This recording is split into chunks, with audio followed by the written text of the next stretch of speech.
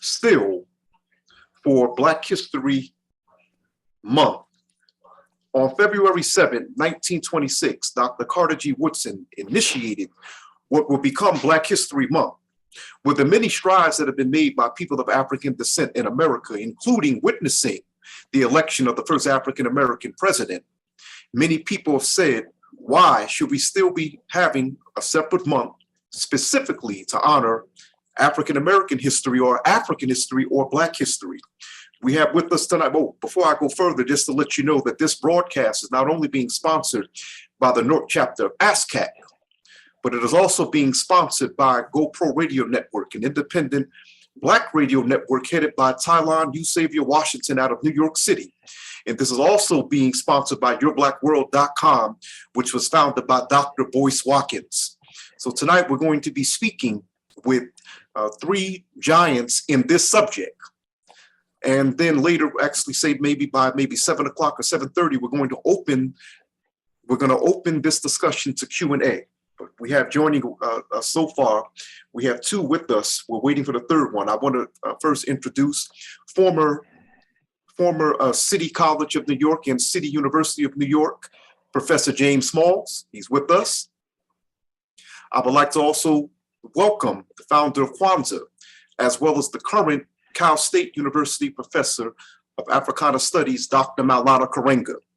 And just to let you know, I'm going to be speaking with these brothers. And of course, we're going to be welcoming Dr. Leonard Jeffries shortly. I spoke to one of his representatives. He'll be coming on very shortly. We're having login issues, just to let you know on that end. And so we're going to get into a very deep discussion, just to let you know, as is the custom in African tradition, we're paying homage to our ancestors. So in this respect, I'm paying homage to Gil Noble, who was one of my idols in Black journalism. Family, we're going to ask that you all please be muted.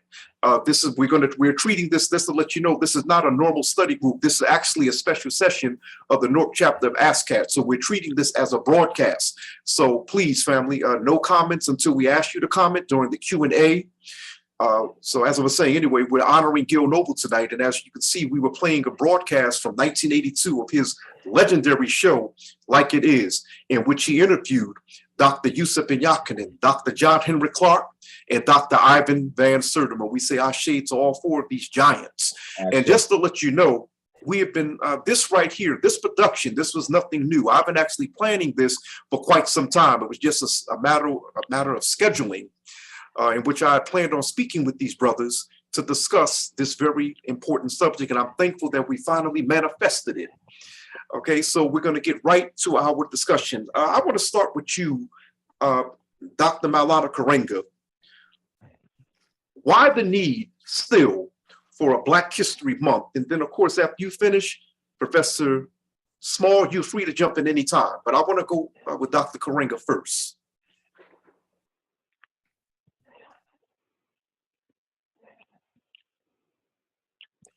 Oh, you got to unmute Dr. Karenga. Hold 1 second, unmute him. Brother Bashir? Thank you. Go ahead. So I'm sorry. And thank you, Doshon, for the invitation, chance to talk with colleagues and to discuss something that's very important. Just to add to what you said, I am not only professor of Africana, I'm professor and chair of the Department of Africana Studies, also chair of the organization, US, and the National Association of Kawita Organizations. So I just wanted to put my organization affiliation in there also. So why do we study history? We study history for several reasons.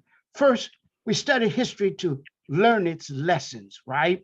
As Nana Haji Malcolm said, of all our studies, history is best prepared to reward our research. Every discipline requires that you start with the history of it. The second reason we study is to absorb the spirit of human possibility. That's the meaning of Nana Marcus Garvey's statement that what humans have done, humans can do. When we look at what we've done, our awesome march through human history, we are inspired, we get a spirit to continue to create, to raise images above the earth that reflect our capacity for greatness and progress. Third, we study history to extract and emulate its models of human excellence and achievement. That is what Dr. Mary McLeod Bethune, Nana Mary McLeod Bethune, means we are heirs and custodians of a great legacy, and we must bear the burden and glory of that legacy with strength, dignity, and determination. And this too, she says, our task is to rebuild the world. It is nothing less than that. And finally, we studied history in order, and Black history is important in order to practice the morality of remembrance, a Kawita concept that is rooted in the understanding that to remember is right and to forget is wrong. In fact, that's the meaning of Nana Fanilu Haman's statement that there are two things we all should care about: never to forget where we came from and always praise the bridges that carried us over. But in a larger sense, this is our duty: to know our past and honor it, to engage our present and improve it, and to imagine a whole new future and to forge it in the most ethical, effective, and expansive way. And so we start by knowing our history. But if we just know our history and don't do anything about it, don't honor it, right? Don't use it to improve our present and to imagine and pursue and forge a new future, then what is the need of the knowledge? What is the use of the knowledge? That's small. He has to be unmuted. Oh, there isn't much I can add to what the doctor just said. Peace and blessings, my big brother. Good to see you. Peace and blessings to you. The only thing that I would add that I sometimes say is when we study history, you're being instructed and informed by your ancestry. And so we say holidays, these are holy days. I mean, a period of time where we hold something sacred. And our history is the experience of our ancestry. And that informs and instructs us on how to take the next step in the world. So it's essential that we still have a Black History Month and African History Month. Is absolutely essential because that's showing the kind of respect to ancestral experiences that is necessary to inform us on what our next steps must be. An issue that I've noticed from the time that, okay, we have with us Dr. Leonard Jeffries, we have with us. I believe he's setting up. Okay, we're going to get with him in the next few seconds. Issue that I would like to bring up, while we have you brothers, before we get Dr. Jeffries here. Okay, I'm sorry. I see he's getting ready. He's still setting up. The issue of ancient Egypt. Okay. One, why is ancient Egypt such a subject of controversy when it comes to history? And why is it important for us to know that ancient Egypt was a Black civilization? What is so special about Egypt? What is so significant? Why the big fuss? To the point that you have people that have lied to try to take it to the point that they try to take it out of Africa. Well, I'll let Dr. Karenga go first. You go first. I went first while ago. You okay. Go first. Thank you so much. Let me try it out, Doc. And when we're sitting with you, and this is an ASCAC study group, and I didn't hear it mentioned, but the first meeting called to create ASCAC, and indeed created ASCAC, was called at the headquarters of this great doctor out in California, and everything proceeded from there. I, by the way, missed that meeting because I had a little baby that just came, but I met Asa and Doc and them when they got to North Carolina a day later. Much of the world don't know that you made that call that became the founding of ASCAC. And I think the world should always be reminded of certain historical features that we don't put in place. It is very clear the forces that we are fighting against socially, politically, academically, and culturally that have stolen our legacy, our history, and even our geography to give themselves a foundation as civilizers in the world. And we have come into the knowledge and understanding now that we says, no, that's not yours. that belongs to our ancestors, thus it belongs to us. And that's a war, because the population that have committed this crime, it does not have a foundation, to stand on in terms of wanting to be a leadership of humanity. And so they use Kemet, Egypt, as that foundation to rationalize and justify their right to feel that they should intellectually and culturally lead the world. And so that's one of the big pieces of the fight. The other thing that makes it significant, because of the ecology that has allowed for the preservation of so much of the history, language, culture of the Africans of the Nile Valley. In other places, we have to go and study language to really find that kind of retention. That's a little bit more difficult to do. But in Kemet, we left the physical assets, we left the writing system, we left institutions. I could look at Kemet, study the pyramid text, I can study the coming forth by day and by night, and I can see the birth of a Christianity, the birth of a Judaism, the birth of an Islam coming out of the spiritual literature of the African of the Nile Valley without even digging that deeply. And so when you're talking about showing ownership of Kemet as part of your ancestral inheritance and experience, you're talking about being the mothers and the fathers of all things Western that's worthy of holding up. Brother Jeffries. Oh, go ahead, Professor Small. You want to finish?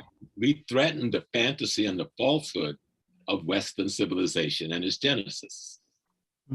Dr. Jeffries, why is ancient Egypt or ancient Kemet so important in our development?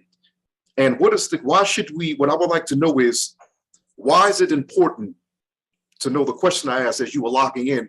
Why is it important to know that ancient Egypt was a Black civilization? And then, of course, I'll let Dr. Karenga chime in. Well, certainly, I'm glad that you have this session trying to deal with these important issues.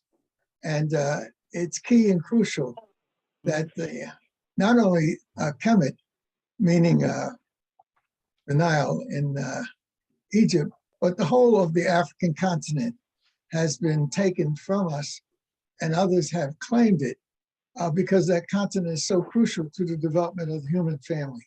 And so the Nile gives us a special focus, because you're talking about an extensive civilization along a river valley that's the longest river valley in the world. And more significant building has been done there and in the highlands of Ethiopia than anywhere else. So whoever can claim the great developments in the Nile Valley and its extensions can claim to have the most significant contribution to the human family.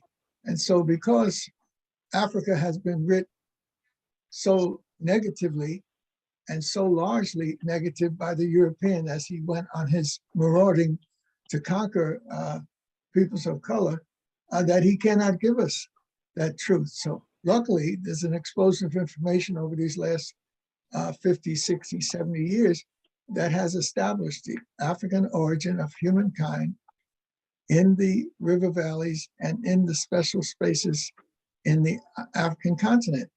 And so everybody wants to claim it. And the Jewish community not only claimed it, the European Jewish community claimed it, they cursed us by being they stole our legacy and then cussed us out and cursed us as being the people who are the devil. So I don't even like to use those phraseologies, but in other words, someone takes your legacy and claims it and then says that you are the evil one and cursed. So I don't accept that type of formulation. And we've dealt with it. Great efforts have been made to do studies and organizations. Our brother Tony Browder now has this enormous dig in the Nile Valley. And so we are on the right side of history as this exposure of who and what the Nile Valley represents is dealt with. Karenga, now I think it should be pointed out to our viewers My that, brother, oh, did I hear you say Karenga? You're talking about Dr. Maulana. Yeah. You talk. You don't say Lenny Jr. Meaning me.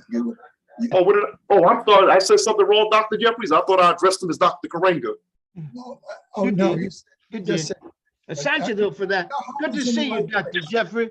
It's good to see you. Yes, your heart is in the right place, brother. Don't worry about it. Well, Dr. Karenga, this is Dr. Karenga worked hard to get those doctorates. Let him have them. oh, definitely, but I always address him as that. I'm sorry, maybe I misheard. But Okay, go. You did, Doshon. okay, thank you, Dr. Karenga. Now, this is why I wanted to definitely get your take on it.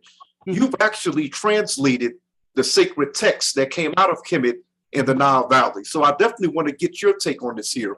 Why is ancient Kemet so important to African people? And what is its significance to the point that people have tried to erase it from African history? Right. Well, you have two or three questions there. The reason that is important to us as a people and to the world is, first of all, its antiquity, right? That it's a model of African achievement at the earliest of time. And it reaffirms how we stood up first, spoke the first human truth, introduced some of the basic discipline of human knowledge in the Nile Valley, and taught Jew, Gentile, Hittite, Hyksos, Roman, Greek, Persian, Libyan, all of them came. Egypt was called at this level, and that's the second reason it's important, the level of achievement, right? Is that Egypt was one time called the light of the world because of its knowledge, right? The temple of the world because of its ethical grounding, and the navel of the world, its great spiritual and ethical ground. And then the navel of the world, because in the womb of the world, because of all it was creating for the world. Also, it's important because it has an abundance of documents. And with those documents, we can hear, in its antiquity, we can hear Africans speak their own special culture truth before the coming of the white man, before the coming of Europe, to distort and deform and to deny. So we have the ancient Egyptians. And then, of course, its contribution to the world. Some of the fundamental concepts we use today, right, come from ancient Egypt. To say, like, for example, the concept of human dignity, that humans have an inherent worthiness, right? That is transcendent, that is beyond all social and biological categories, race, class, gender, sexuality, age, ability, religion, etc. Second, that is equal in all. Third, that is inalienable. No one can take it from you. We can't even have human rights without that concept. And Africans of the Nile introduced that concept. They also introduced the concept that humans are in the image of God, which preceded and led to the concept of dignity. So Imago Dei was in the Catholic book, Sene Nature with the ancient Egyptians. So we have this, the antiquity, the availability of document, the level of achievement, the contribution to the world. But equally important to all of that is it's useful to us now. And that's one of the most important things we understand. And that's what Diab said. It's not enough to know that Egypt is Black. That's been proved in several ways, by physical anthropology, by self-definitions, Kemetio, the ones of Black land or the Black one, by eyewitness reports, by cultural similarities, divine kingship, respect for the women, all of those things that go in there. And also linguistics, right? Wolof and his genetic relationship to ancient Egyptian language, not accidental, but genetic. And also the evidence of geography. Oh, but also I forgot the art. There's art. Egyptians could have depicted themselves as looking like Vikings, but they didn't. You know, they have a range of Blackness like we do, right? And so we have that information. Now, the question Diab said, and he said, this is what distinguishes him from those who flirt with Egypt, the dilettantes, is that he is not trying to prove anymore that Egyptians are Black. It's already been proved. The question is, what do we do with all this knowledge that we've discovered now? How do we, he says, is his phrase, turn it into a scientific operational concept and practice? And so that's what we were doing, the organization, us, when we in the early 80s conceived of building an organization that led up to ASCAD, building an organization that would, number one, create a community of scholars to engage this, right? Second, that would also give us a chance to introduce Mott as a signature conception of ancient Egypt. And that, regardless of all the other things, that Mott was the key concept, right? And that's why I went back to school and wrote this 800-page dissertation on Mott, the moral idea in ancient Egypt of studying classical African ethics, right? Also, I wanted to introduce Hussein, which I thought would be a 20-year project, right? But now it's 30 years and I'm still working on it. And also we wanted to, our organization wanted to link it to the movement, because everything we do is linked to the movement for the liberation of African people. We say that we've always had a dual struggle, the struggle to be ourselves and to free ourselves. And we can't be ourselves if we don't, we can't free ourselves if we don't be ourselves, but we can't fully be ourselves unless we fully free ourselves. And so it's very important for us to understand it. And that's why the dominant society and Dr. Smalls and Dr. Jeffries made this clear, is that we're in a war. You know, Malcolm said, wherever Black people are, there's a battle line, right? Whether we're in the East or the West, the North or the South, you and I are in a country, but really in a world, but especially a country that is a battle line for all of us. And what they want to do is define reality and make us accept it, even when it's to our disadvantage. They want to monopolize the concept of history and humanity, because history and humanity are dialectically linked.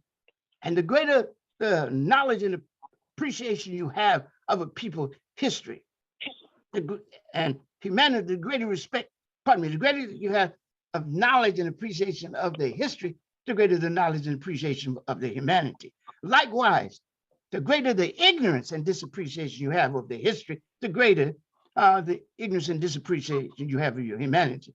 So you'll try to claim all humanity, right? Because if they could claim all humanity, claim all history, they try to claim all history, because if they could claim all history, they could claim all humanity. Because after all, only humans have history. Dogs and other animals have pedigree. So the struggle, history becomes a battleground. How we understand ourselves, this struggle and record of people in the process of shaping their world in their own image and interest. And we must resist this cultural hegemony, because as I said so many times, one of the greatest powers in the world is the power to define reality and make others accept it, even when it's to their disadvantage. And so history must be taken care of. That is why, again, Nana Malcolm X said, Haji Malcolm said, of all our studies, history is best prepared to reward our research. Now, brothers, as we move on, here's another subject that I would like to mention. Oftentimes, Afrocentric scholars have been accused of placing too much emphasis on Egypt. Now, to those of you in our audience who are viewers, please keep in mind that some of the questions that I ask you might consider them to be basic questions. But what we have to keep in mind, outside of the Afrocentric community, there are still many people, I'm talking about Black people, who don't know what these three brothers know, or what those of us in our circle know. So please, if I ask a question that you might consider silly, it may be considered silly to you, but not to the masses of our people. Which brings me to this. Many Afrocentric scholars have been accused of placing too much emphasis on ancient Egypt, otherwise known as ancient Kemet. Were there other advanced ancient African civilizations? Any one of you can answer that, please. I'm saying the brothers, you three brothers, and definitely chime in whenever you feel like it. Well, let me see if I can open the door. They were actually a civilization older than Kemet, but not as developed in all of the areas of development as Kemet. And if we start just in Southern Africa itself, they will give us the great Zimbabwe, but there's massive civilization evidence in building forms and other artifacts left in across Southern Africa that show that it preceded the development of Kemet. We can go into the West African theater, and we can look at, you know, the Mali. We know about the Ghana, the Mali, the Songhai kingdoms, and there were others. Then there were the great Swahili states on East Africa. We haven't even begun to look deeply into Congo because of all of the conflicts in Congo, Angola. But I think the key thing is Kemet gives us the crescendo, kind of say, where all of Africa and its body of knowledge found the perfect ecology to come together along the Nile Valley. So the people who are in the Nile Valley having this manifestation, they came from all over Africa. And they loaned their minds and their experience and their historical, scientific, and spiritual developments to this phenomena that we know as ancient Kemet. And you can follow this very well when the invasion starts with the Hyksos and the Hittites and the Assyrians and the Persians and the Greek and Rome. We go back to our homelands. And there's all kinds of proof showing us going back to the South, back to the Southeast, back to the West, back to the Congo, in both language, religious structure, cultural structure, kingship structure, and other artifacts. All of it came out of the Nile Valley, where we had perfected the human way of being. Now, before Dr. Karenga, Dr. Jeffries responds, I have to ask you a question, Professor Small. You mentioned that you didn't just mention, of course, Kemet or Egypt, you mentioned the Nile Valley. And I think I mentioned the Nile Valley at the beginning of the broadcast. Okay. What exactly is the Nile Valley? Where does it start? Where does it end? Well, if we want to really be parochial, we'll go back to the Great Lakes in the South, to Malawi. Oh, man. You know, some of the rivers draining out of Congo. The river, the water that makes up the White Nile is thousands of miles long before the Blue Nile coming out of Ethiopia joins it. And so all along that valley, there is civilization being developed. But that portion that we call, where we're looking at Sudan and the Egypt of today, that geographic space. Let me share this. I've got 39 people on here. Let me get to this. It came on, they finally sent me. Hold on, if you want to do this, it's called The Black World. And it's Leonard Jeffries and Dr. James Smalls. And you have to, hello, We have to mute the, thank you. Professor Paul, go ahead, sir. All right, yes, sir. And I'm trying to bring it into simpler space. We came to a point with some of the greatest minds. You know, we got karma further down in the South. We've got development. We all over the South, around Lake Chad, we got the development, which we are just learning about. And thank God I was informed in some ways, being a Hajj and an Imam, and running through some of that space in Africa. And Dr. Francis, from one of Dr. Jeffries' partners, turned me on to the rivers under the Sahara 30 years ago. And the satellites taking these pictures, and they've improved the x-rays now. So we know there were more than just rivers running from the Atlantic Ocean into Lake Chad and even over to, with other small tributaries, into the Nile itself, which suggests that people were moving back and forth for centuries, but they found an environment, an ecology that allowed for a unity to take place, because they were able to develop the kind of surplus to produce an economy that can maintain large groups of people, and that they could provide safety for that large group of people, provide food for that large, and clothing, et cetera, et cetera. This ecology allowed for a longevity where contemplation and study could take place. We call them temples, but we know that they were university systems, if we wanted to find a peer of what they represent today. And the kind of study necessary in medicine and mathematics and philosophy and could take place over a period of time. A study of the universe that didn't just happen in the Nile Valley, where we observed the movements of the stars and constellations and other bodies. That knowledge was brought there. We've been doing that for hundreds of thousands of years to arrive at certain conclusions, but we created a synthesis that produced the greatest and most informed civilization in the history of the world, in Kemet. Karenga, you have something to say? And please, once again, you three brothers, you can chime in at any time. I'm really moderating the discussion, but please, you can chime in at any time. Dr. Jeffries, you want to go next? You have to unmute yourself, Dr. Jeffries. Yes, I'm working on my archives Please. and trying to get everything in order. It's going to take some time because You know that. I just had my 85th birthday. All right. That, you know, and the show, when I began to get into the deep water, I had as a 10-year-old or in the 6th grade, I produced a document on Egypt. And so here it is.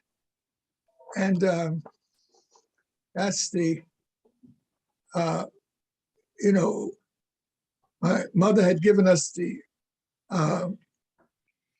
what was it called, Charles? The encyclopedia.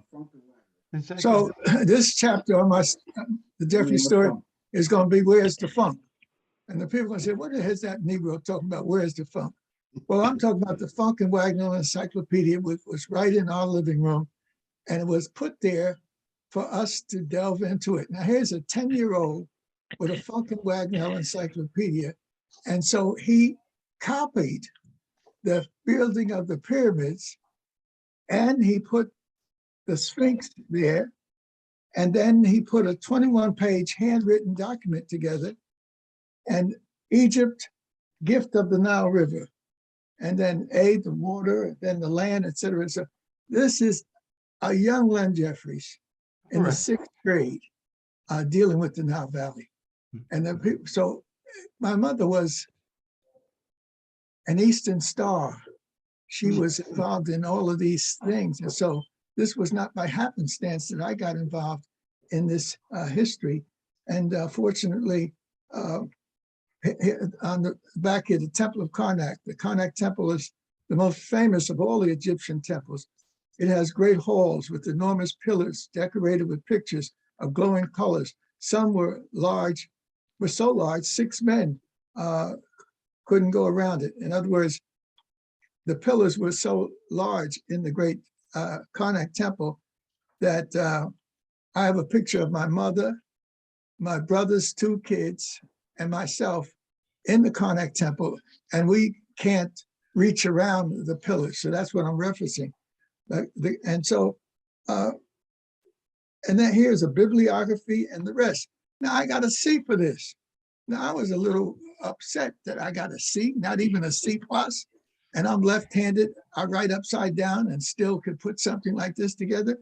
But then you just stay the course. And so the next paper was on Mesopotamia.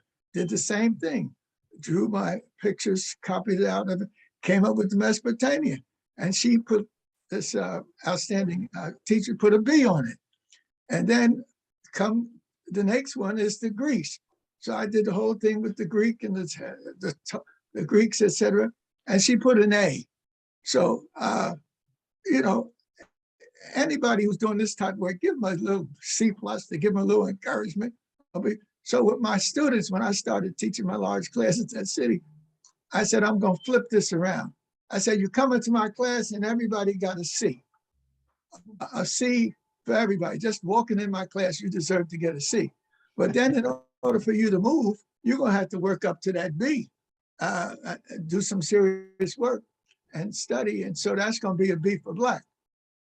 If you really hit it nice and you go up to that A, you're going to get an A for African. And so that became the thing in the class. These youngsters wanted to get these A's. But I said, look, there's a law of opposites coming out of the Nile Valley. And so you can go up.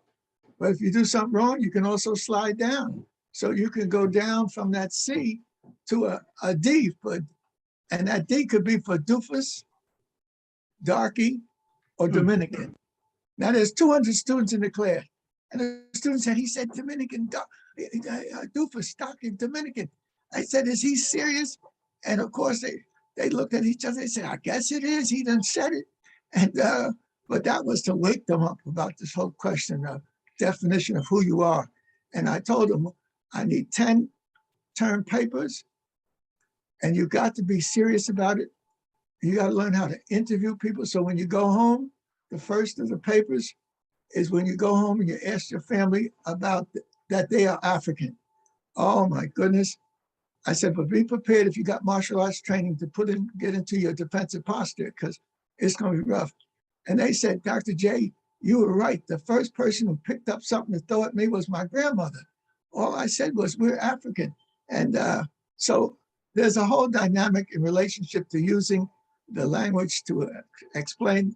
Dr. Maulana Karenga has done the most fantastic job by taking it from his base in Los Angeles and putting it in the world, and then creating at the end of the year, the Kwanzaa celebration and all of that. So you have to give Dr. Maulana his kudos on using this knowledge in its most significant way. But I told I see my students, and we were at a big funeral not too long ago, and they had all this dancing and drumming, and they did a fantastic job. So I told them, I said, you guys did wonderful. And so one of the fellows, he said, well, Dr. Jeffries, you taught us well. We're all your students. I almost dropped, because they had, and one guy said, and I got an A+. I mean, I was good. I was with you. But at any rate, we've got to understand that we got to take the monkey off our back. And that monkey is not appreciating our Africanness and what that really means. We're the chosen. Other people chose themselves, but the powers that be in history and whatnot chose us to be the firstest with the mostest.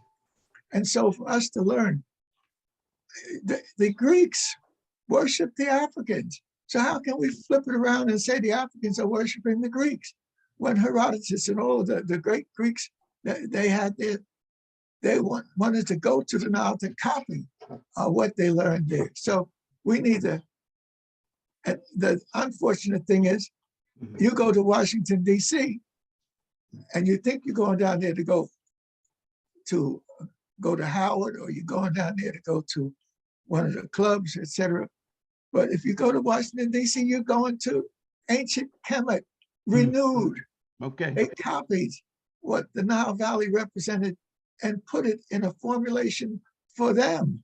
Washington and the brothers they asked to do it, Banneker, he had been so into this ancient traditions that he was asked to do the outline of to help the great Frenchman who outlined the Washington, D.C. And yeah, okay. And so I'm saying there's a whole history that we need to connect. And so fortunately, the studies are there, and the efforts are there, and the achievements are there. Here's a sub. Oh, go ahead, Dr. Karenga, if you wanted to. Yes.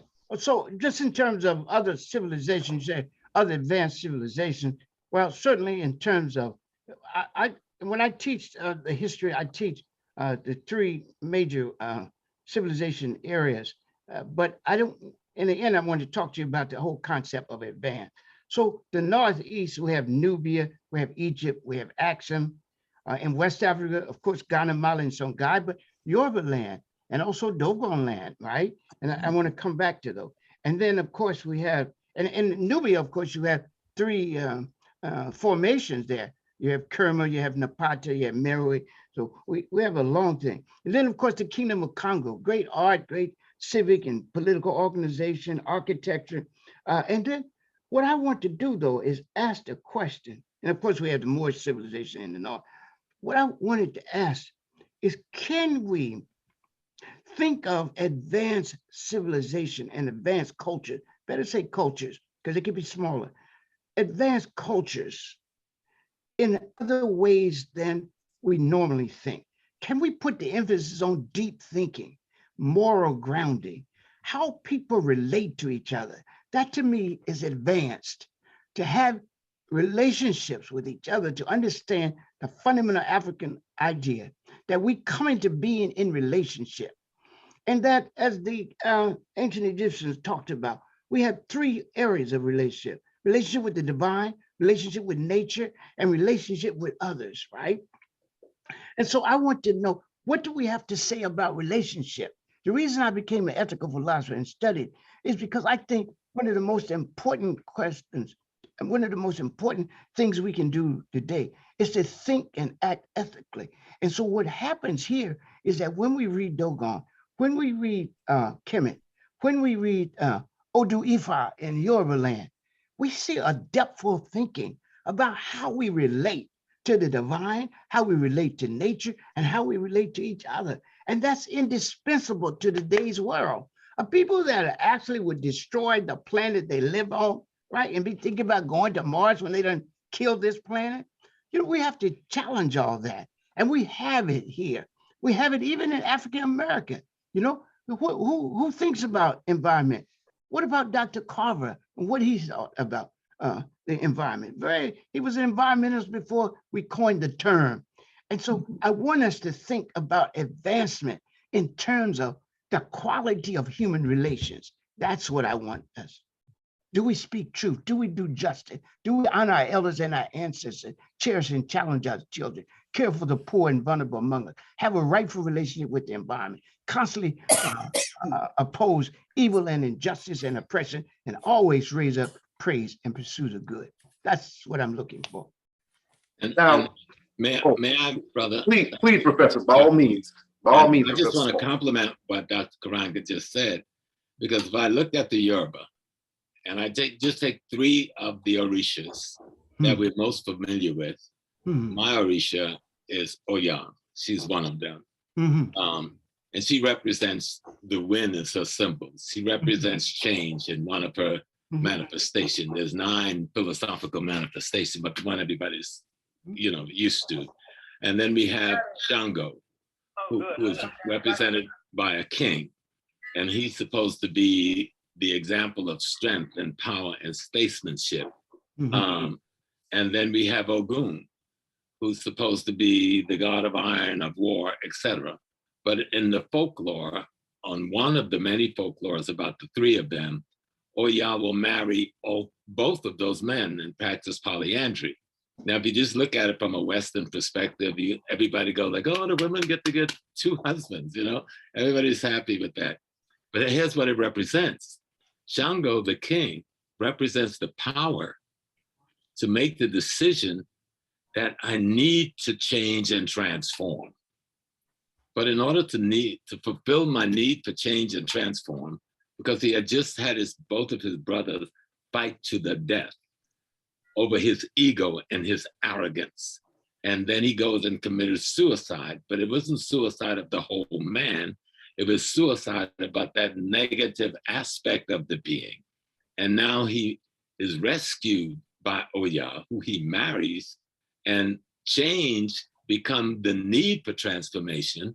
Change now becomes the mate of that which needs transforming. And then she will marry Ogun. Ogun is transformation itself. So the need for transforming, the need for change meets change, marries change. Change then marries transformation. And Ogun, how do you understand him as transformation? He creates steel out of the rock. You put the rock in the fire, and the heat of the fire get rid of the impurities. And the impurities come into this beautiful instrument called steel that we can work to build tools and build civilization and society. So that is the philosophical, at least piece of the philosophical system we see all through Africa. That's how you know this is one civilization, because you can see that ethical moral play. If I look at the Ewe of Ghana, Togo, their name for the divine, you know, they use Lisa, but there's another name called Sogbe Lisa. And Sogbe Lisa means the totality of creation as divinity, right? What we call cosmology when we're looking at it in Kemet. And then they have a word where you first see that word voodoo is not in Haiti. You see it in the language of the Ewe and then the Fon. And the word means, this word voodoo means the essence of the divine in something. So if I want to say the essence of the divine in the human, I say voodoo godsi, the essence of the divine in human. If I want to say the essence of the divine in nature, I said voodoo daha, you know. But I'm saying that this essence, the quality and attributes of divinity, which is all supreme, omnipotent, omnipotent, is available to be present in the character of the human being through his ethical practice and moral practice. So you see it throughout the African civilization, this level of ethics and morality that Baba is talking about. And so you can see the relationship. And the Ewe say that their language, Ewe, is spoken Medunecha. I haven't been able to prove that through study, but they say this of themselves. The Medu-Neter, of course, that would be the language of ancient Kemet, the Nile Valley. Is that correct? Yeah. And, yes, Doc. And I wanted to say that just pursuing this Odu Ifa, right? 78.1 says and show you the depth of thinking. In Egypt, we call it, in Kawida Mat, we call it Jair, depth of thinking. And so listen to that. Let's do things with joy, 781. For surely humans have been divinely chosen to bring good into the world. And we say this is the fundamental mission and meaning of human life. So guess what?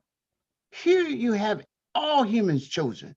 Usually in everybody's tradition, they become the chosen people, the elect people, the best people. But here, our text say that all humans are chosen, and they're not chosen over and against anyone. They're chosen with everyone to do one thing, to bring good into the world. So whether you're a farmer or a farmer's a judge or a journalist, whether you are a student or a teacher, a doctor or lawyer, your responsibility, your purpose in life is to use your vocation, use your knowledge to bring good into the world, to serve the interests of African and human good and the well-being of the world. That's it. And that's depthful thinking. And I've read, to get my second doctorate, I've read a lot of different religions, and no one has this concept where it clearly states all of us are chosen. And the Yoruba word for chosen and human beings are the same, Adion. So you can't say human being without saying chosen one. And the beauty of it is that we're not only supposed to bring good into the world, we're supposed to increase it and not let any good be lost. So that's a beautiful concept. We could talk all day on that. And when we come back, I want to talk also about the richness of African-American culture. I'm actually going to, Dr. Karenga, I'm glad, because that's actually the next area I wanted us to move into. Yeah. Okay, of course. I want us to discuss, I would like you to get your views on the global African presence prior to slavery, but I would like for you to describe, okay, one, what was the state of Africa or African people before violent contact with Europeans or slavery? But I also want you to describe how slavery impacted African people, specifically Africans in America.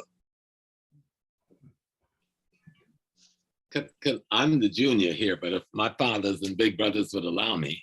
Hey, go on, please. Open the way, open the way. No, they say build and destroy in the nation of gods and earth, build and destroy. I'll be today, and Ra and Amun will follow. Ashe, yeah. I'm a plantation boy. I grew up on a plantation down in South Carolina. Right? Leonard Jeffries opened a lot of doors to me in terms of my study. Most of you know I came through the Muslim thing, not the nation, but in the Muslim mosque founded by Malcolm. And so I was on a certain kind of journey. And so the way you just posed the question would be troubling for my mind, because we tend, even when we try to put the African American back in Africa, we separate them from Africa. And so, see, the the 1400s is a point we arrived at that has been going on since the invasion of the Hyksos. And if we don't take into account the conditions that the Hyksos, the Hittite, the Assyrians, the Persians, the Greeks, the Romans created in North Africa and East Africa, pushing us out of our space. Okay, so that by the time we get through the formulation of what they call Hebrewism or Judaism, and especially Christianity as not just a religion, it started off as an ideology that became a religion.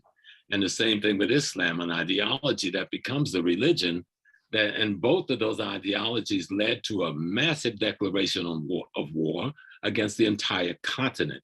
So by the time we get to 1492, we are on the run as refugees all over the continent, caught in some difficult situations, so that there's a 1500-year cycle of the Arab slave trade that was as vicious and as violent and as destructive as the transatlantic slave trade, okay? And so that Western European, the Portuguese and the other, tap into this thing that's already there, all right? Has already begun to gobble up the continent, such that I think it was the Queen of, head kind of foggy,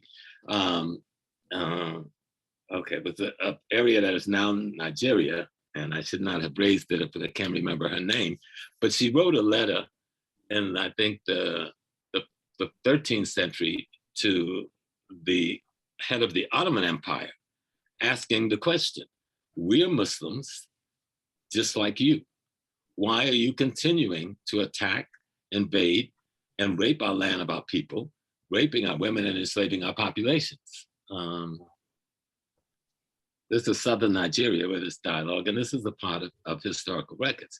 So the point we've got to realize, by the time we get to where the Christopher Columbus thing and the bringing us over after the 1400s, there is a war and an enslaving process that has gone on for the most part for nearly 2,000 years. Because the Greek and Romans did the same thing. You see, we were enslaved by these people. We were militarily conquered by these people, and they caused great damage. But Professor Small, was it race-based? But when the Romans and the Greeks were doing it, was it race-based, or were they just? Don't get caught up in the race-based. We know skin gradation and stuff over here, because culture is how we defined race back then. And so but even the Greeks and the Romans came to steal the land, the ore. They came for the wealth of Africa. They didn't come because they didn't like us. They came for the institutional structuring with the educational formulations that would allow them to build their societies. And so the greater understanding is slavery wasn't about race in the sense that we look at it today, okay? They were destroying civilizations who had a body of knowledge they needed, they wanted. But if you look at what the iron ore that the Romans got, the agricultural things they were able to do, the gold and the silver they were able to get, that's what they came for. The same thing they're doing right now. But in coming for that, they found something else that they had known nothing about. And that is the ethical, moral, civilizing structures of those African communities that they were conquering. And they realized we could use this too. So they formulated a Christianity, or formulated an Islam out of these concepts, ideas, and principles. So then we get to these others from Western Europe, the Brits and the French and the others, coming in the 1400s, tapping into a system that's already 3,000 years old, and under the Turks, not really Arabs, because Arabs never really ran that system for very long.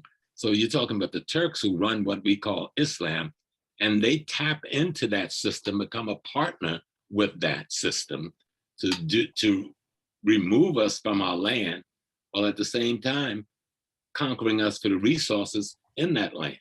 See, they didn't come and say, I'm gonna take you as a slave. They came looking for the gold and the this and the that. And then they realized we found this other land over there that we didn't run up on that has all this agriculture's possibility, but we need some labor.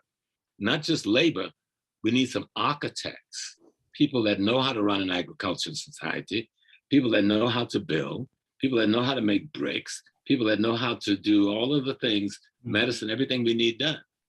And so the war was enlarged, but it wasn't new, you know. And we're caught up in that process, but a lot of our civilization had been broken up and destabilized by Islam before the Western Christians got there. If we looked at it from that perspective, we'll see a different kind of how we left there and what we left with, because we brought what we had in our minds with us, in our genes with us, and it's still with us today. Definitely. If either you two brothers definitely want to chime in, I know, Dr. Karenga made an excellent point about focusing on Africans in America, but Dr. Jeffrey, Dr. Karenga, all of you? Well, we have to have a global view on these things. And so that's why I'm glad Professor Smalls laid out a whole series of interactions with different folks. In other words, when you have a global view, you can see when the different Europeans thought they had opportunities and they set up their system of exploitation. So there's a period the Catholic Church dominated this system. And in fact, the Pope decreed that with the so-called discoveries that you could divide the world in half and give half of it to Portugal and half to Spain. These are two minute Catholic nations that have been given the right to exploit the world. And that involved cursing Black folks. And so that was the Catholic part of the enslavement struggle. But then the Johnny-come-latelys, the Protestants get into the mix, and that involves the Dutch, the Danes, the people we have, Brandenburg Germans, the English. And so there's another development of super exploitation of Africans, but it's in the hands of another group of marauders and exploiters. And eventually you get the transatlantic process, and then that's when various other exploiters got into the mix. So it's a dynamic look at the flow of different organizations and different folks. There's an article I have here. When the Pope John Paul went to Africa, he was glad to get to the door of no return in Gorée in Senegal, and then asked for forgiveness for what the Catholics had done. And so that's why you have to have a broad sweep of understanding history in order to be able to pull these things together. And for me, because I was into political science in a deep way, I was interested in economics, politics, and culture. So I come up with my approach is pyramid analysis, in which you use the triangle shape of the pyramid to process information and get a clearer idea. And so you have the beginning, the thesis, and the thesis begets the opposite, which is the antithesis. And the thesis and the antithesis set the stage for the culmination of those two, and that's the synthesis. So we have to become adept at pulling information together and synthesizing it. And that also involves the process of what I refer to of super exploitation that involves economics, first principle of the universe. If you don't have economics, you're in trouble. Economics is your creative, productive capability, and everything that wants to live on the planet or live has to have that capability. But if you have your economics and your politics working together, then you have this duality. But then in order for your economics, your productive capability, your politics, your management capability to work for you, you got to synthesize it and have a deep cultural understanding. Dr. Maulana has put a great deal of time in getting us to focus on culture. And that's a key as far as I can say. That's the synthesis. Culture is the key. It tells you who and what to do and why you're doing it. So that we need to go deep into tapping into this knowledge. And that means we got to get serious and then be prepared to raise these questions.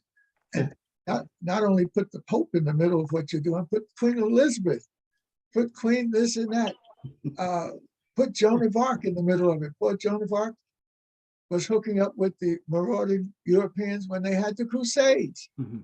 And so they were running off on their horses, trying to take down the wealth of the Crusades because they had this marauding principle in their culture.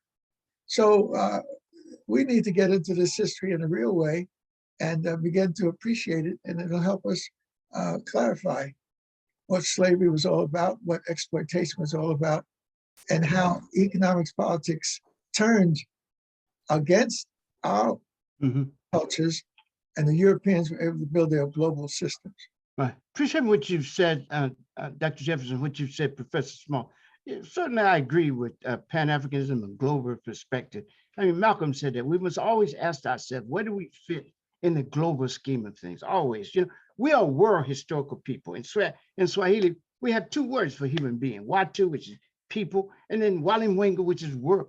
Watu, which is human being, and Walimwengu, which is world being. So we're not just human beings, we're world being. And we're world being not only geography, in terms of geography, but also in terms of being embedded in nature and in the cosmos itself. So we have to think of ourselves in expanded ways. But what I think maybe what is the difference is, when we talk about Pan-Africanism, I talk about two kinds, continental and global. And Garvey talked about two kinds. Honorable Marcus Garvey talked about two kinds. And so I stress global Pan-Africanism. And in that scheme of thing, in that framework of thought, we're not junior brothers and junior sisters. We must privilege our own understanding of what it means to be African. And another thing that's different, I don't believe we should spend a lot of time talking about the oppressor, making the oppressor the subject of all our sentences.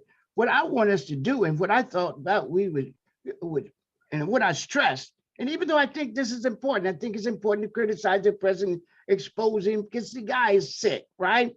We live in a pathological and pathogenic society that's not only sick itself, but produces sickness and sick people, both victimizers and victims. So I'm into that. But what I want to do, and what we, an organization, us thought about, is how do we, as Diab said, how do we rescue and reconstruct? How do we go into the Sankofa process where we reach back and retrieve the best of what it means to be African and human, and use that to speak our own special culture truth, make our own unique contribution to the forward flow of human history. Diab said to recapture the history of Egypt is to achieve three things. One, it reconciles African history with African civilization with human history. Second, we use it to build a new body of human sciences. And third, we use it to renew African culture.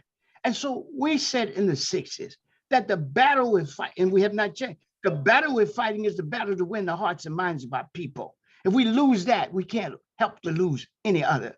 And that battle, essentially, as Malcolm said, is a culture battle to recapture our sense of self, our identity, so that we can, in fact, build on the paradigms that our ancestors left us and that are current best practices. So if we look at things here, we'll see that one of the most important things we can do is to dialogue with African culture, to ask it questions and seek from it answers to the fundamental issues facing us, society, and the world.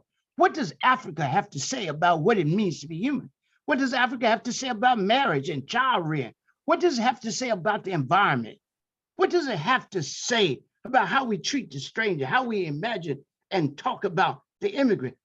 What do we say about all this? How should we organize a just and good society, a Martian society? That's what I wanted to talk about. And that's what we tried to talk about in ASCAC, in the founding of ASCAC. We wanted to talk about this, to reach into Egyptian culture and to begin to talk about ways of being the just and good person, the just and good society, the just and good community, right? And I think we've got to go back to that. We've got to stress that, because otherwise we will make the oppressor the subject of all our sentences. And the oppressor cannot be our teacher. We are our own liberators. So the question is, what is it that Africa does for us? So we say culture is fundamental. And when people say culture, they think we mean Well, they know this. People just did this for propaganda, pretend we were talking about song and dance or wearing a buba. Yeah, that's part of culture. I don't take off my buba. I don't take off my culture like a yellow wig at night and put it down and then start all over in the morning. I'm always African, right? And so I think what we need to do is define culture if we say it's important. And culture is the totality of thought and practice by which a people creates itself, celebrates, sustains, and develops itself, and introduces itself to history and humanity. And it does it in several areas, in the area of religion or spirituality and ethics, history, social organization, economic organization, political organization, creative production, which is art, music, literature, and then the ethos, the collective psychology you get as a result or develop as a result of practice, thought and practice in the other areas. So I'm talking about how do we talk about, if we're talking about classical African civilization, how do we use it, as Diop said, to imagine a new world, to build a new body of human sciences, to reconcile African history with human history, and to renew our culture. We said we were culture national in the 60s. People used to try to make a distinction between culture nationalism and revolutionary nationalism. No, we are revolutionaries. We used to say we're the last revolutionaries in the world, right? We believe that, we had a special mission as a people, not just as an organization, but as a people, right? And when we say culture nationalism, we say we're a culture nation. Malcolm said we're a nation in a nation. We're a culture nation striving to come into political existence. My first doctorate is in politics, so I'm serious about politics. My second is in social ethics, so I'm serious about ethics. But the issue is, how do we take this knowledge and use it? And this last. We're going to have to mute 862. Please finish, Dr. Karenga. Thank you. And so what I want you to do is just define culture nationalism, building nation. We say it's nation time, right? And so culture nationalism is a revolutionary culture nationalism when it practices it. To say you're revolutionary is just to claim a quality of social practice. To say culture, religion, or economics or politics is to show your emphasis in nationalism. Culture nationalism is based on revolutionary Kawaida. That's my father's philosophy. Kawaida is an ongoing synthesis of the best of African thought and practice in constant exchange with the world.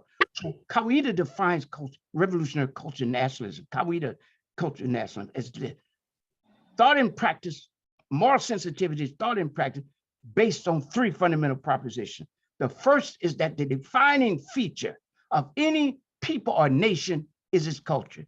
Second, that for a people to be itself and free itself, it must be self-conscious, self-determining, and rooted in its own culture. And third, the quality of life of a people and the success of its liberation struggle depends upon it waging cultural revolution within and political revolution without, resulting in the radical transformation of self, society, and the world. And we put emphasis on transforming ourselves in the midst of the struggle. We have to build ourselves and free ourselves in the midst of struggle, heal ourselves in the midst of struggle, right? That's what Fanon meant when he said the national liberation struggle succeeds to the precise degree that each person begins irreversibly to liberate themselves in the context of the overall struggle. And so we stand by that. And so I want us to talk more about the richness and beauty of Black culture all around the world, because that's where we find paradigms of human excellence, human achievement, and human possibility. Dr. Karenga, that right there was perfect to break us into the Q&A session. Now, family, those of you who are tuning in, I'm letting you know, if you come on this broadcast acting like a fool, you will be escorted from the room virtually. So we're going to ask that you do not make any, first of all, we understand there may be some YouTubians on here. And as we know, in the YouTubian universe, we have quite a few interesting individuals. So what I'm going to ask you. Brother Doshon Farad. Yes, we wanted them for years. Yes, I'm not finished yet, family. Oh, sorry. I'm not finished yet. Who's interrupting my broadcast? Okay, I'm sorry. But anyway, family, we're going to ask that you keep your comments, your questions, very respectful. Now, just to remind you, we have a lot of folks that like to build and destroy, as they say in the nation of gods and earths. Please don't come up here sermonizing, please don't come up here trying to, be Dr. Karenga, Dr. Jeffries, Dr. Smalls. We ask that you keep your questions brief. Once again, please keep them respectful. We are an African people. We have a right to disagree with each other respectfully. So right now, we're going to ask that you begin raising your hand. And of course, we're going to take quick. We're going to.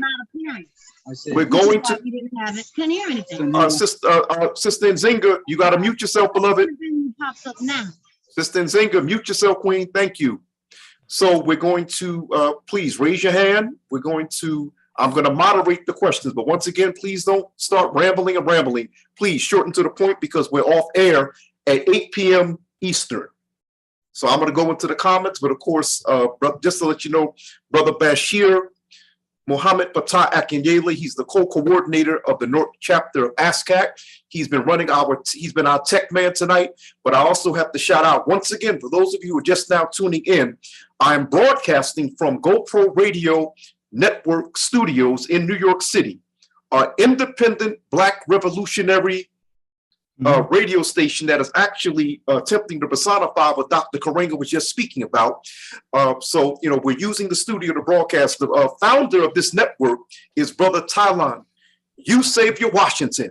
Okay, so let's get to the Q&A, family. Oh, once again, too, this broadcast is going to be uploaded to yourblackworld.com, the YouTube page, which was founded by Dr. Boyce Watkins. For those of you who don't know, I've been working with Dr. Watkins for quite some time, and as well as the GoPro Radio Network. So let's get to the Q&A.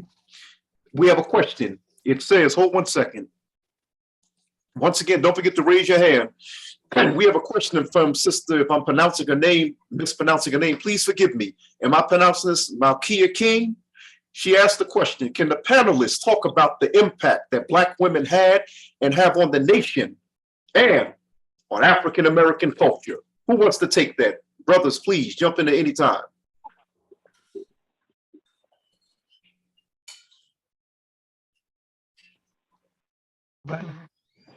As the junior, I'll open the door. Okay. When we think of the Black woman's impact, you've got to think of her role as the mother of a family. You have to think of her role as the grandparents, the elders of a community. And we think that we sometimes put emphasis on that one or two or three persons that did this most extraordinary thing. But we don't realize that the Black woman and the Black man was not that separate in their struggle. I mean, the question was never really in our community, the Black woman or the Black man. The question was the Black family as a unit. And that unit is defined by the African cultural essence that comes with them when we get into this experience in North America. So the Black woman's role has been as effective or as significant as the Black male's role, because they were acting as a family, I don't know how to speak to that any other way. When we try to speak to them as the woman's role and the man's role, if you really look at the history of African American, you don't see that kind of separation until the last 50 years when other people are defining how we socially or politically respond to our situation. All through history, that Black woman and that Black man and their children have defined the role of the family and fighting against whatever difficulty and oppressions they have to go against. I'm going to ask questions, and I'm going to let the other two answer. Oh, go ahead, Dr. Karenga. No, please take your time. Go ahead, sir. No, I was going to say, appreciate what you said. Just building on what Professor Small said, the reality is that Black women are the indispensable half that makes us as persons, as men, and as a community and people whole. Without them, we don't exist in any serious form.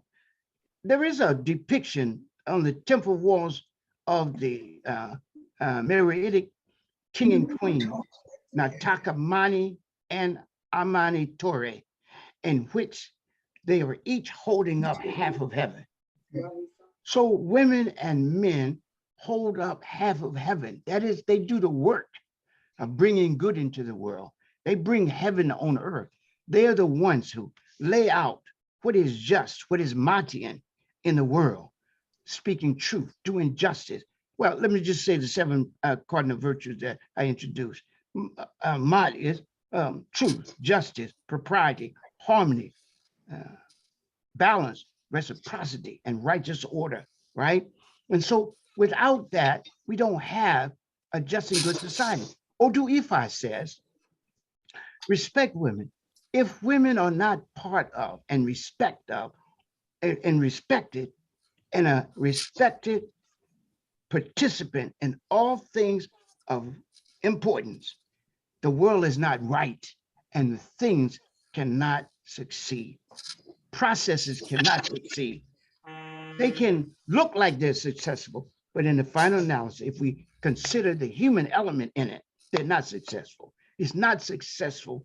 Oppression is not successful in human terms. This is the teaching of the Hosea that says wickedness may gain wealth, but wrongdoing is never brought its wares to a safe port. In the end, it is Mot that endures and enables the upright to say, it is the legacy of my father and mother.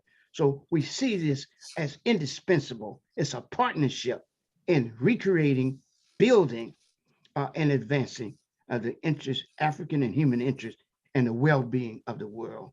Indispensable. Well, I take it then that Dr. Karenga and Professor Small, and of course this applies to Dr. Jeffries, I take it that then none of you support us, brothers dating white women or black women dating white men, I take it. I had to throw that in there because right now there seems to be an attempt to get black people not to love black people, from what I'm observing, but others. Yeah, but Oh, let me clearly- it isn't worth, Go ahead, Jay. go ahead, Doc. Sorry. No, I was just going to say, the three of us have had the great joy of having our African partners. My wife and I in November celebrate our 57th anniversary. I know Maulana has, Whoa. his brother Small has a long distance. We've made a decision that we cannot go with grace and power and dignity without the African woman. And so that comes out of the deep culture of the Nile. For example, I have a picture of one of the greatest images in the Nile Valley in the Cairo Museum is Queen T and her husband Amenhotep III. And then you go to their generations, you got the fellow Akhenaten and Nefertiti.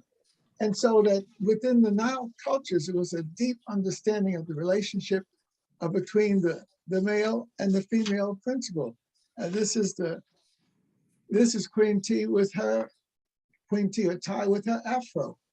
And so we've been lucky to have and blessed to have, I couldn't go anywhere without my wife helping spiritually. She's so strong spiritually to put some direction and some support in terms of what I'm doing. And so, but we do not, none of us would take down a brother because he happens to have a European wife.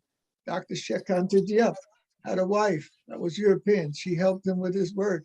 Others have had European wives, but it's a choice that we made clearly within this, keep our African family together. Others have had the choice of having somebody who was helpful. Shekanta Diep's wife, they had 4 boys, and she was a scholar herself, and she helped him with the work that he produced. That's some of the greatest work any scholar has ever laid before us and helped us grow and develop. Well, may I just say that's a good question for another show. I don't think that should be a part of this. Dr. Karenga had just gave us a short dissertation on where we need to focus on what is it that African culture will inform us of. Like Dr. J, Carol and I've been together 51 years. I think she's the best part of me. And I know Dr. Maulana and his queen have been together longer than that. Me and you. So, but let's focus on how Cool. African culture, African history, African spiritual connections, as Doc has said, informs us on solving the problems that we have to face economically, politically, and culturally. We And have this.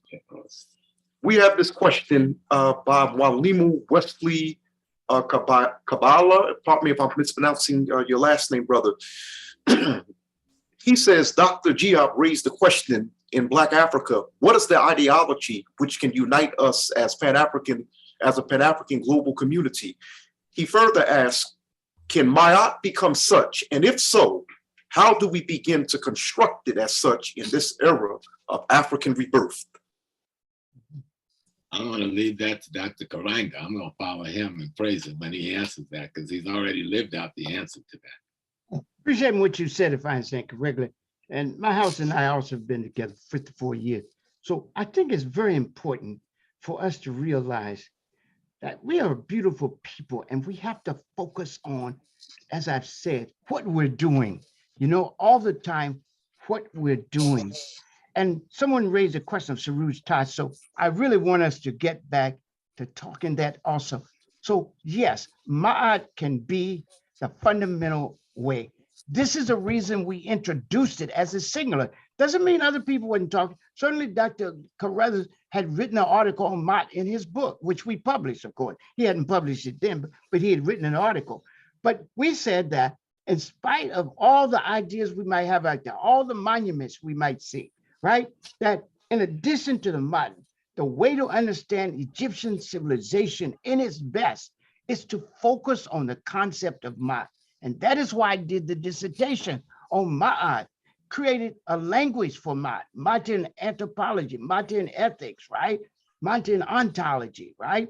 Ma'atian practices, Ma'atian ethics, etc. So I think it's very important for us to see that's the way. And the way we do it is by moral sensitivity, deep thinking, and sustained practice. So let's look at it. Moral sensitivity, let's just start. Feeling a commitment to speak the truth. Speak truth to the people, as well as truth to power. But first to the people, right? Second, we have to do justice to each other. And justice can't be just following rules.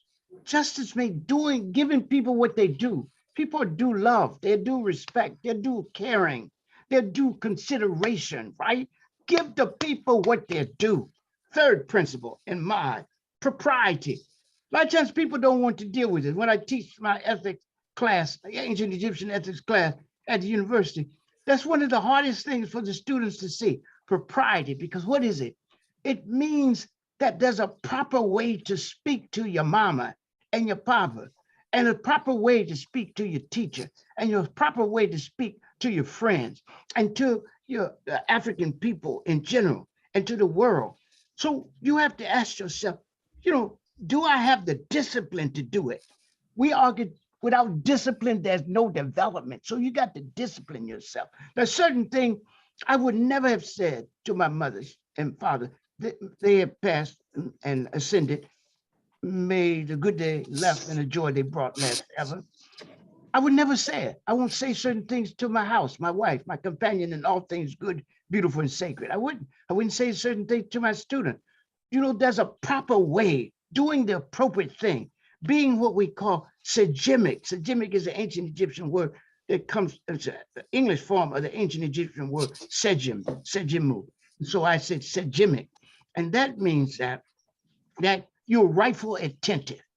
You have empathetic understanding, and you respond in appropriate and proper ways. Then harmony. In the Dinka culture, the word seeing means both ethics and harmony. In other words, you can't be moral, you can't be ethical without being in harmony. And then, so what do we do to be in harmony? When I say umoja, the first principle in Kawaida, in Guzo Saba, is umoja. Why? Because without unity, you can't do anything. But I'm not asking you to be united with unprincipled people.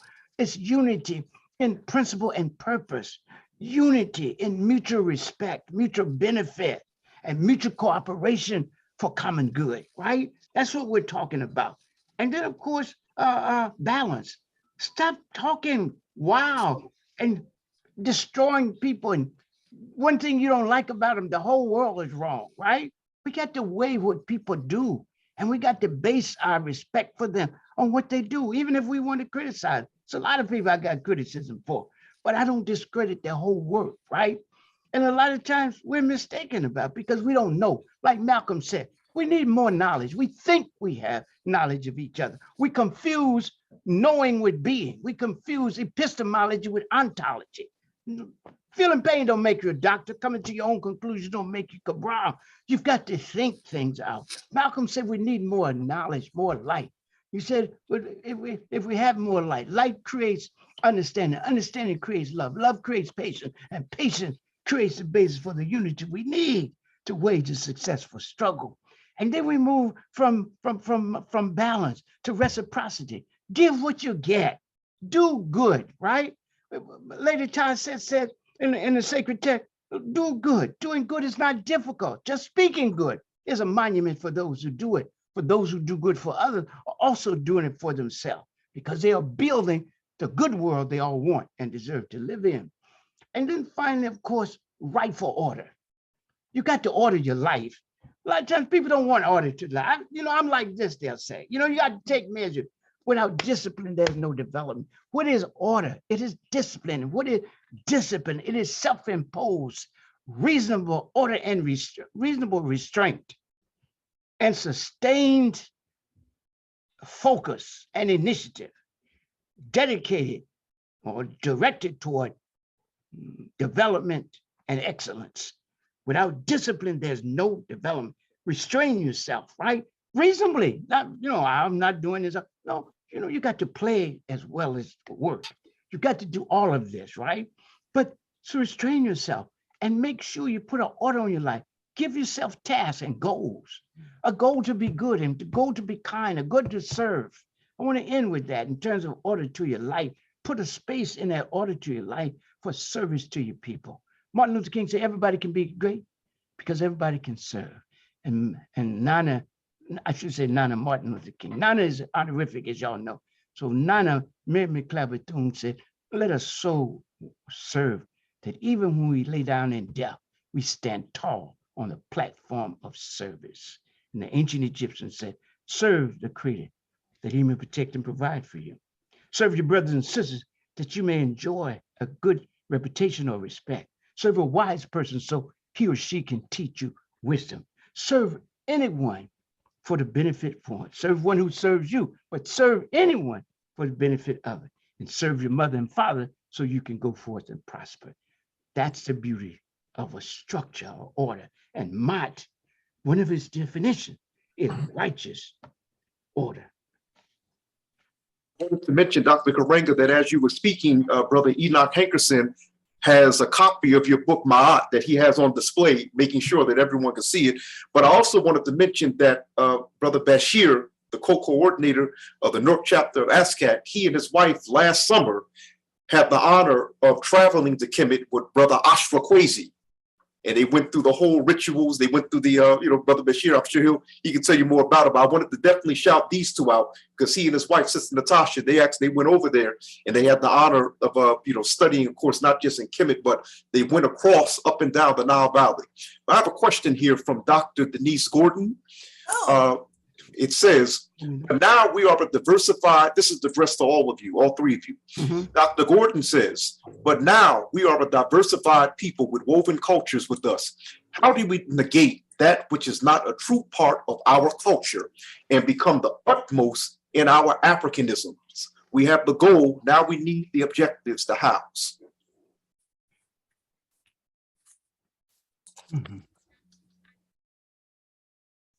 Who would like to take that one?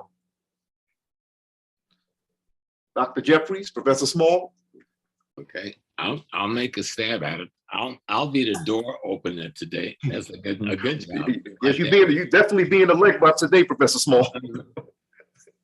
Let me see if I got it. So repeat that again, so I won't. Well, yes, Doctor, I'm gonna say it again. Dr. Denise Gordon says to everyone, but of course it's addressed to, I've got it now. Right. It's this diversity of culture. right. How do we, Woven within us. Yeah.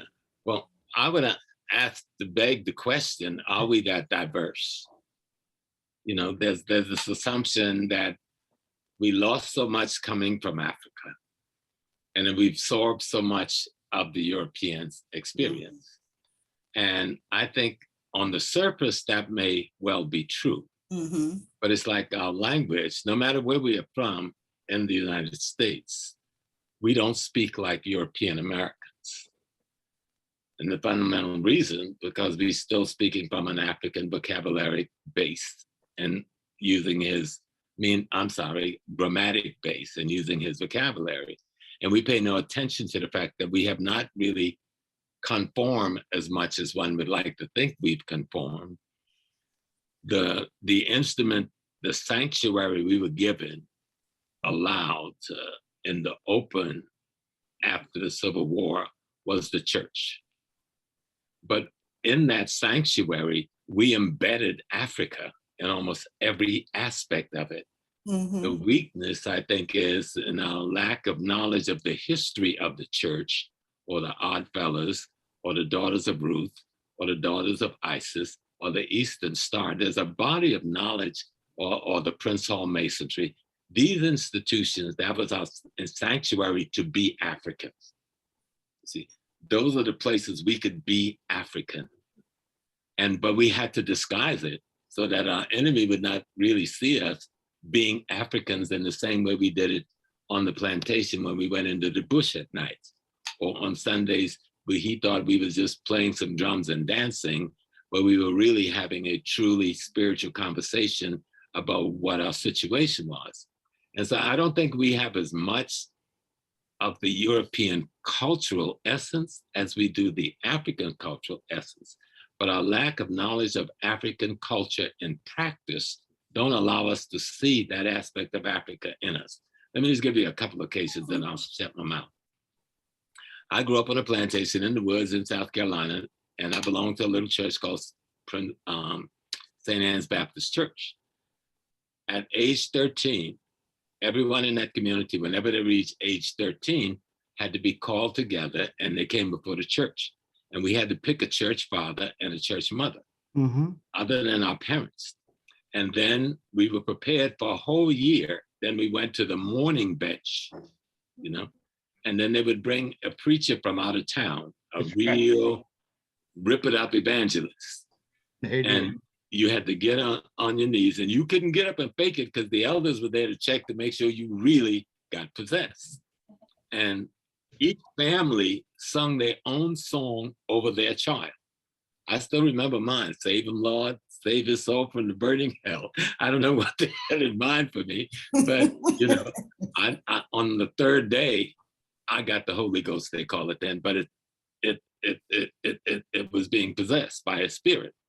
Now, I just described that in that description, you saw the African age group process being practiced with the 13-year-old. We saw the what we call Godfather's structure, where we chose a church father, church mother. If you go to Africa now, especially in West Africa, you still see that person who is the uncle who takes more responsibility for the rearing of his sister's male child than the father of that child does. So there's another African practice in place. And when I became, got initiated in the Yoruba tradition, I was blindfolded in the bush, in a hut, and for 7 days. And I couldn't get out of that position until I got possessed. In the same way, I couldn't leave that morning bench until I got possessed. And if you read Jomo Kenyatta Facing Mount Kenya, you'll see some of these things also being played out there as he explained the Kikuyu society to the rest of us in the world. So we've hidden so much of Africa in that church that we need to start digging, because that's a gold mine. But we have to know Africa. I think it was Zora Neale said it, and Dr. Maulana almost repeated it in the way he was describing something. She said, to be there, you must go there. But to go there, you must know there.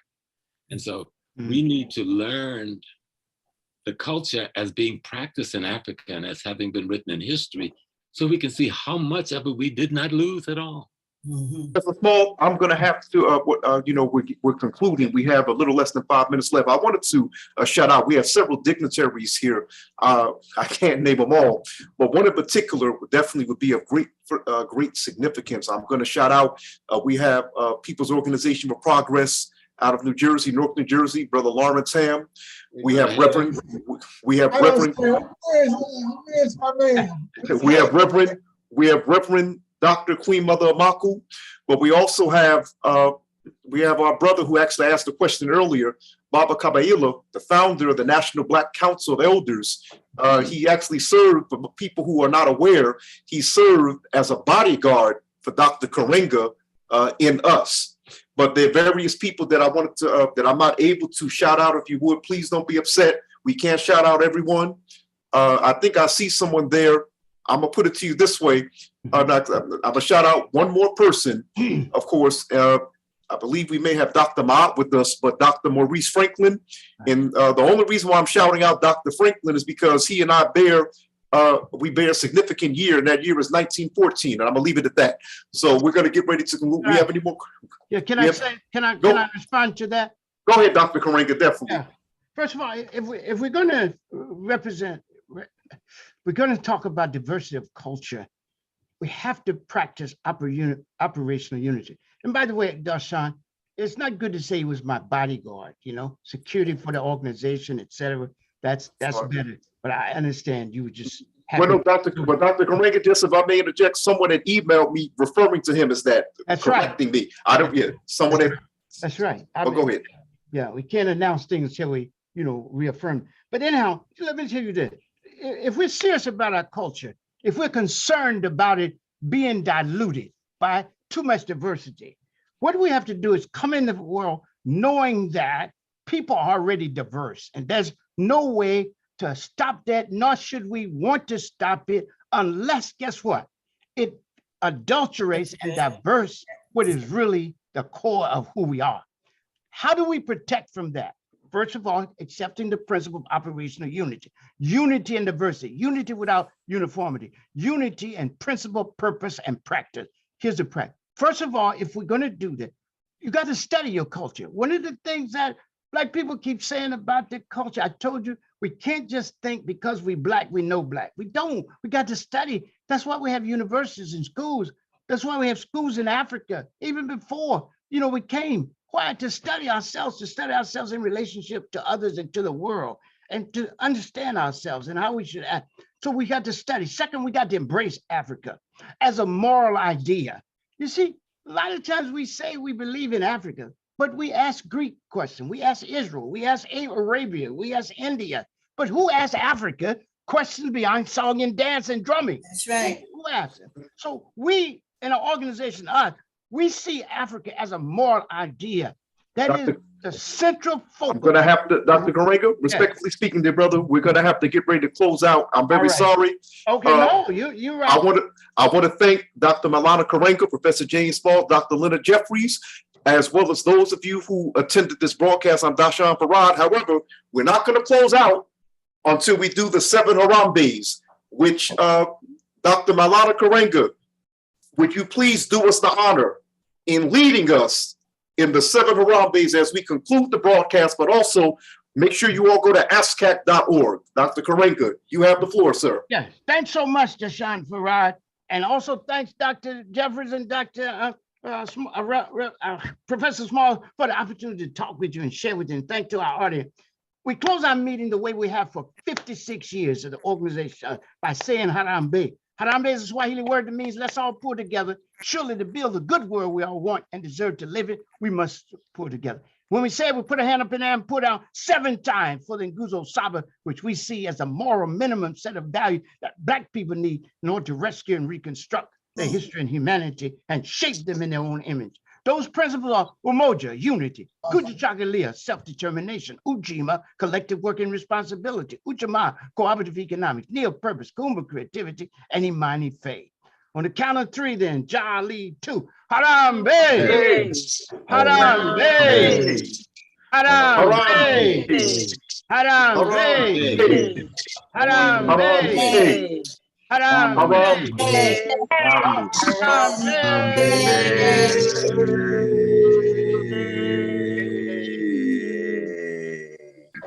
Hotep family peace. I'm out. Doshon Farad. Please don't forget, don't forget ASCAC.org. Make sure you join, but also check out the North Chapter of ASCAC. Once again, Dr. Maulana Karenga, Professor James Small, Dr. Leonard Jeffries. It is my honor as a broadcaster. This, I can say, as a journalist, has been one of the major highlights of my career. Looking very forward to speaking with you all very soon. Hotep, Black Power. Hotep, Black Power. Black Power. All power to Down nine. Hotep, everyone. Hotep. It's a cool Hotep. Fine too. Hotep, everyone. This is Afia from AHSA. Hey, program. Hotep, Doctor. Afia. Greetings, Dr. J. All right. Hotep. Dr. Jeffries, I haven't seen you in close to 40 years, I guess. Well, that's good. I'm hiding. I got to keep moving fast. Is that what you do? We were in Africa together, but I was with the Genesis group, and you had taken a group of students to Africa. We were there at the same time with Dr. Adlai Sanford, as a matter of fact. That's who you were with, right? And I was in charge. Right, I was in charge of 56 years married. Wow, it has been between you and Dr. Karenga. I couldn't say, so long ago.